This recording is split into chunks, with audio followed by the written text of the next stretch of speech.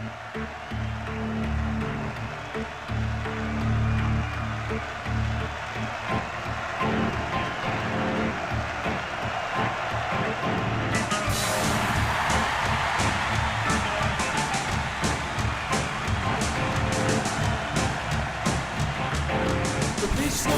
time to release the rock and roll.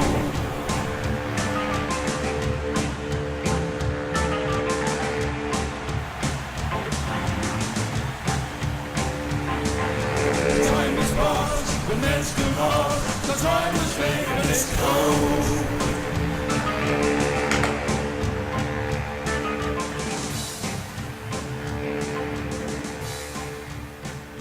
Today I want to talk about the law and speeding in cars. Speeding is one of these things which people react to in a variety of ways, but many people behave as though it was a diktat from God that you mustn't exceed the 30-mile-an-hour speed limit, and it isn't. The law is a hodgepodge of really simplistic solutions to complex problems created by well-intentioned but naive people over mainly recent years. Most of it, the vast amount of law, has been created in the last 50 years.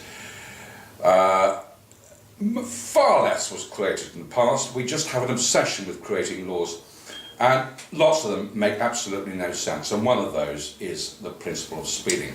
And as a result of the way I feel about it, I have actually challenged a speeding fine in firstly the Magistrates Court and then taken it up to the Crown Court 5 years ago, because I felt that it was very wrong that I'd actually received it. And I actually did achieve a moral victory in that I didn't win the case, but I was commended by the judge for bringing it and for the arguments I put. And the Crown Prosecution Service were awarded no costs, and I had exactly the same situation in terms of points as I would have had. But by fighting that case, I did actually send out a warning shot across the bows in the Wiltshire area, and by apparent coincidence, 2 weeks after my case, speed cameras in Wiltshire were turned off. Now, the reason I'm talking about today is because I've got another speeding camera, alleged offence that I've been sent. And I will, again, if I need to, take it to court and fight it, because I think that we need to start growing up and working on principles rather than the laziness of trying to create laws which can never, ever define what is, for example, speeding and what is not, because it depends on the conditions, the type of car and so on. So I've written to somebody called Brian C. Pritchard at Thames Valley Police, and I've received, as I expected, the usual drivel reply back. And I just want to read one paragraph out and allow you just a couple of seconds to think about why the answer he's given me is absurd. Speed limits are in place for good reasons. If a vehicle hits an adult pedestrian at 30 miles an hour, the survival chance is 80%. However, at 40 miles an hour, the pedestrian's chance of survival drops to 10%. While some drivers may consider speeding to be a minor infringement, any pedestrian hit by a car that's crept over the limit will know how serious it is. The police are also using intelligence-gathering safety cameras to track down and tackle criminal behaviour of other sorts. Now, that is a ridiculous paragraph. But most people will think, oh, well, that's the statistics. Well, the statistics are complete garbage, and what I'm actually doing, I'm going to send him back a questionnaire I've designed, which actually will make the point of how ridiculous the way we try at the moment interpret when somebody is speeding actually is. So I'll just let me read the questionnaire out. So I've designed it as a questionnaire for Brian C. Pritchard, Manager Fixed Penalty Support Unit. Completing this questionnaire will assist me in my objective to bring back common sense to this country. Please spend a few minutes completing it. Question 1.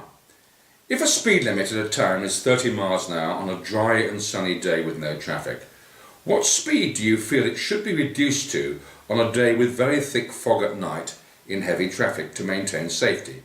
And how should that be advised to the public and enforced if a wall of fog descended on, say, the whole of Bicester?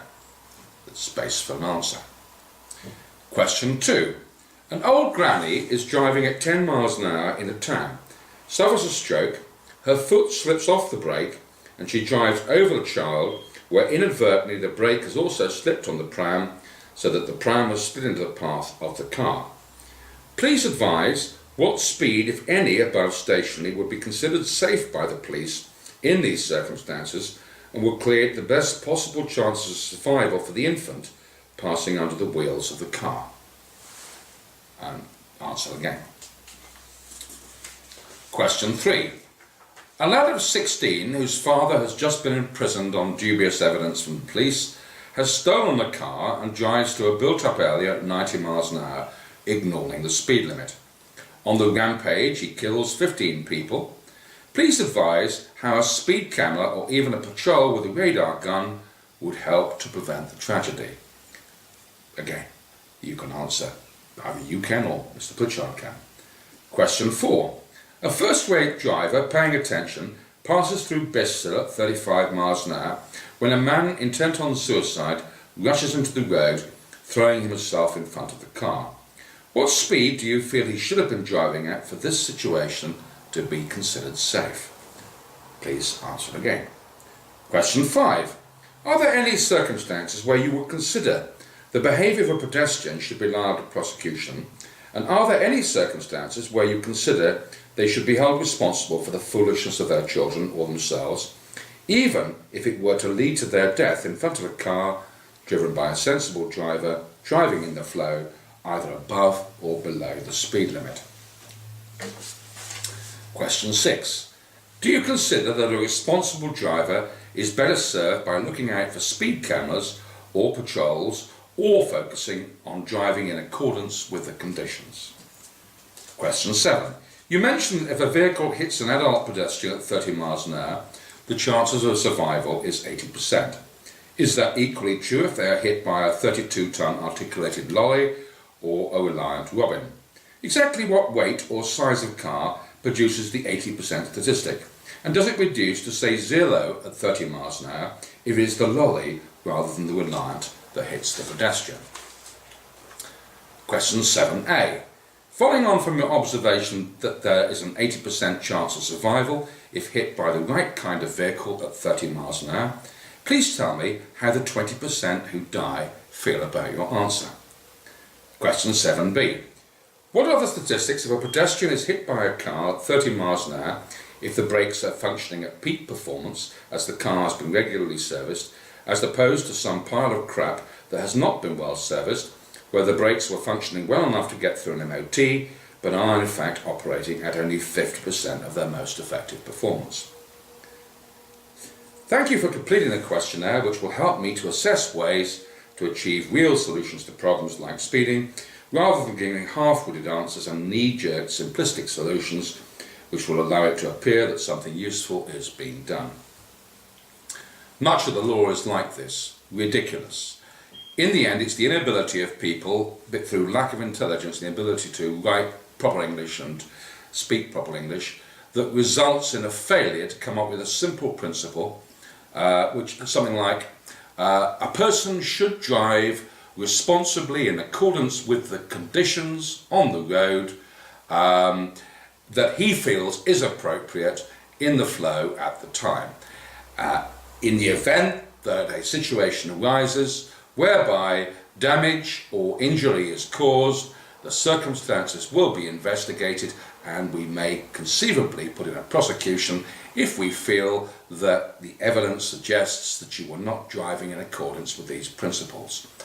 This would be a far more intelligent way of dealing with speeding. It's no place not to release the rock and roll.